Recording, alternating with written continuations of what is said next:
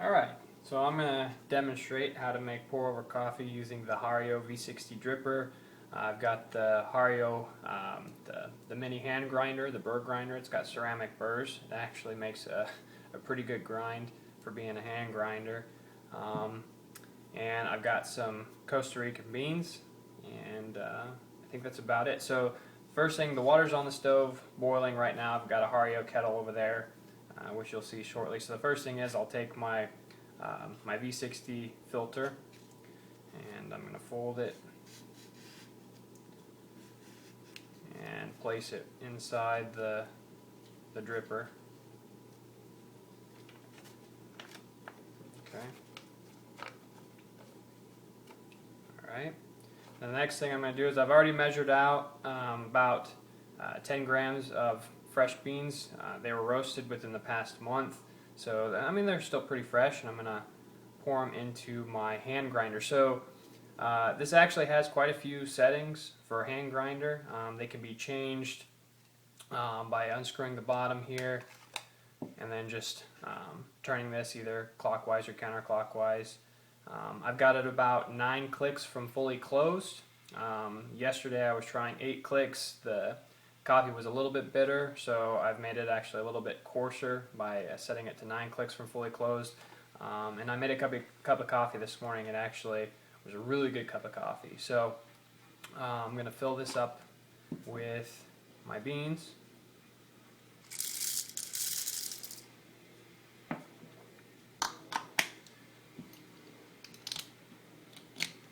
And I'm going to grind. So the grinding takes about a minute. I'm not going to talk too much during it because I know it's hard to hear, so I'm just going to grind real quick.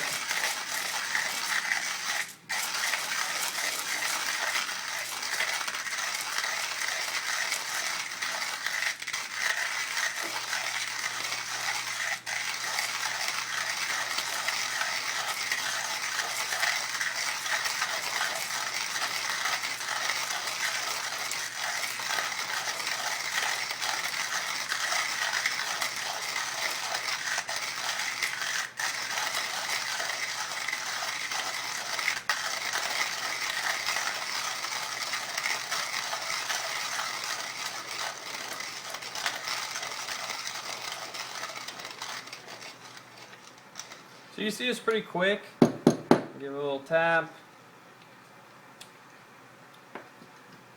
It's pretty quick, and it's actually a pretty consistent grind. So a lot of people say that this hand grinder makes a kind of an inconsistent coarse grind, but what I found is actually it's not too bad for making drip coffee. Any coarser, and yeah, it would probably be pretty inconsistent, but actually again at 9 clicks from fully closed, it makes a pretty consistent coarse grind for the V60 Dripper. And it actually can go pretty fine too for doing like espresso or things like that. So pretty happy with it.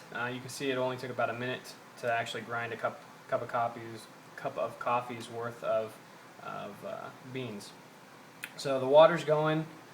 When it's done, I'm going to do the pre-wetting, basically soaking the filter. This is going to expose the swirl in the actual dripper and kind of heat up everything, so that way when we're making the coffee everything is nice and warm. The nice thing about pour over is you actually have control over everything. This is probably one of my most favorite techniques for making coffee.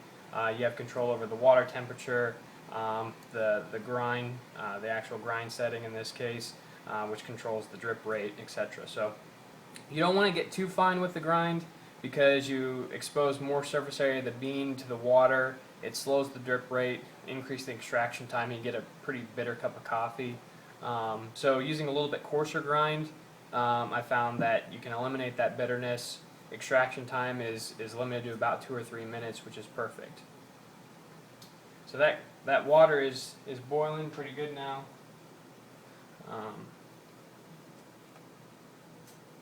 Again, you don't want the water to fully boil, so I'm going to take it off just before it's about to completely boil. The reason is you don't want to actually cook the grounds.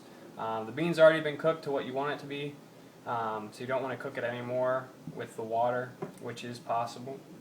So it's about done. I'm going to take it off right now. So you want to shoot for between about 200 and 205 degrees Fahrenheit. So pulling it off right before boil and just preheating everything before actually pouring it through, you get pretty close to that. So I'm going to just kind of preheat everything, the pre-wetting stage. You see I've soaked the filter. You can start to see some of the swirls in the dripper showing up, and now kind of all the components are nice and warm. So I'm going to pour in my grounds. So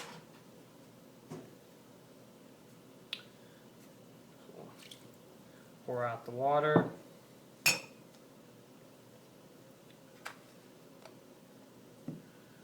Take my grounds, drop them in there.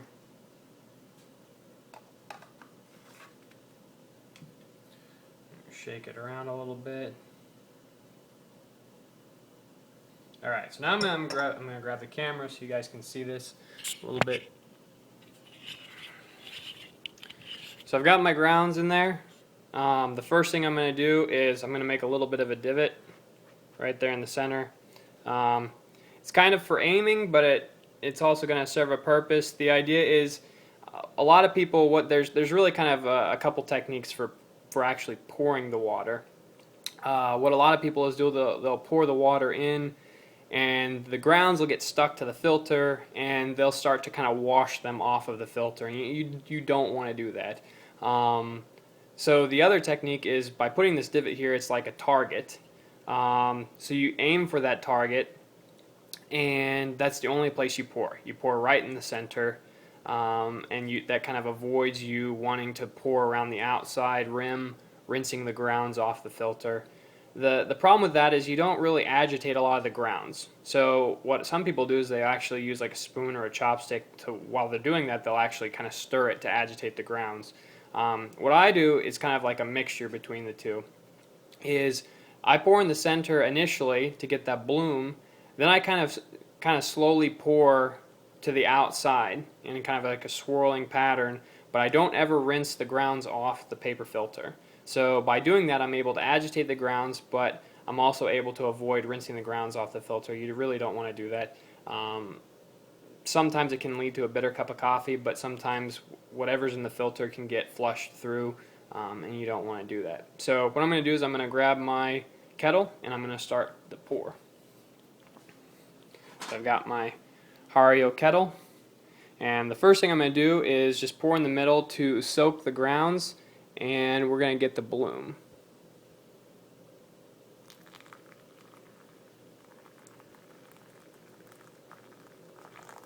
Just kind of let the grounds soak there. You can start to see the CO2 gases are being released from the coffee.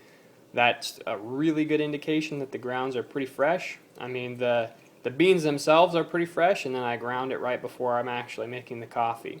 So you want to let it bloom here for about 30 seconds, 20 to 30 seconds, and then after that you can actually start pouring the water.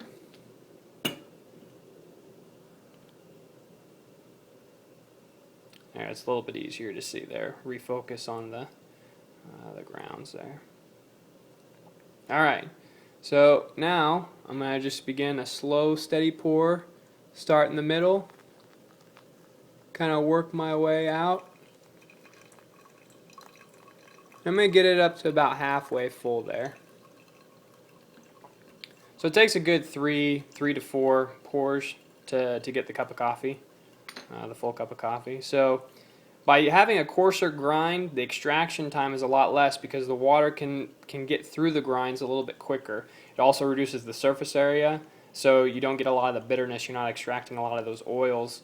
And I tend to like a little bit weaker cup of coffee, not too strong, kind of medium. So using a coarser grind allows me to achieve this.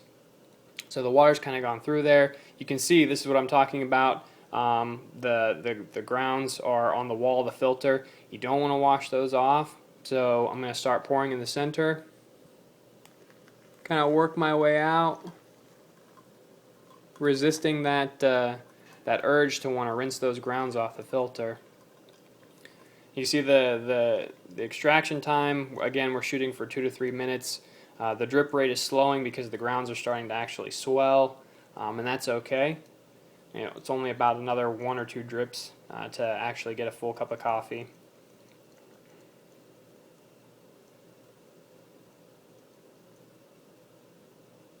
So now you can really see that the grounds have really kind of swollen up. The water's already all the way through, so I'm going to give it one more pour. Agitating the grounds as I'm pouring around, and that should get me my full cup of coffee. So I'll let that go through.